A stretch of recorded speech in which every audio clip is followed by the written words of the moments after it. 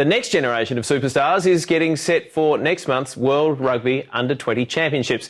The Australians tuned up with a camp this week in Sydney and a game against the Australian Barbarians. And the skipper, Andrew Kellaway, took Rugby HQ along for the ride.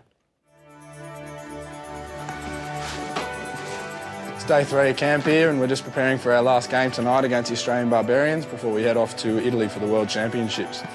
So I'm just packing my bag like I do before every game. Got my runners here to wear to the ground and keep my feet nice and comfy. 2 pairs of boots, just in case something goes wrong and I lose a pair or something breaks. Got my GPS vest, put my GPS unit in and get the data after the game. Got my little cheat sheet with everything I need to know in here. My playing shorts and my playing socks. Got a nice long sleeve shirt for tonight if it gets a bit cold, and a jumper and trackies for after the game. Yeah, buddy. Thanks, mate.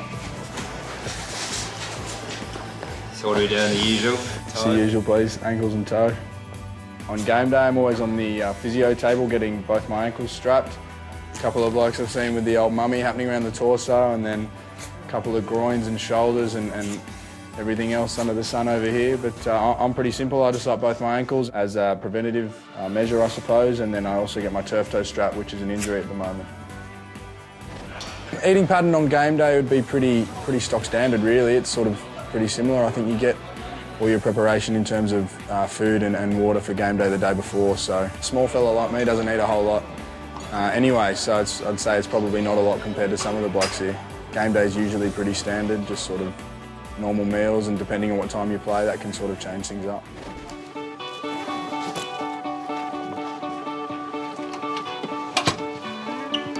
Yeah, I think there'd be quite a handful of boys who get nervous on game day. I think it's a big stage, I suppose, for some blokes who haven't been here before, and even for blokes who have been here before, it is a big stage. So you just got to really expect the unexpected. Congratulations once again to all of you. I hope you really enjoy your tour when you go to Italy. And number 11, the Australian captain, Andrew Kellaway.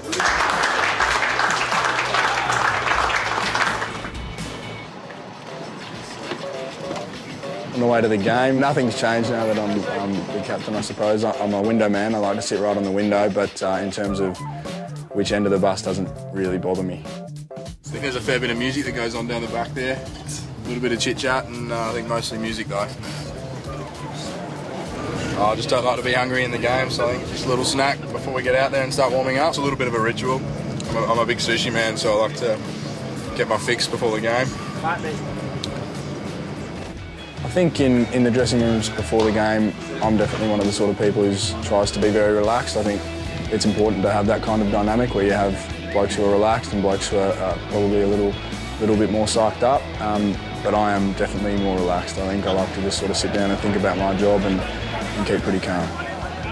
Long with that ball carry, and in defence, open space, nothing else. Every time they run, we're going to break it. Every time we run, we're going to go forward. Let's do that.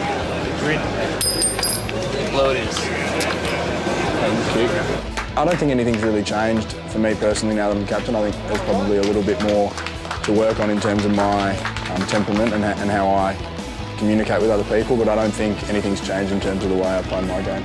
And I think game day's the time where we get to put everything that we practice, and we practice so much, that we get to put that into a game and into practice for us. So it's something that we really look forward to, and I know I certainly look forward to.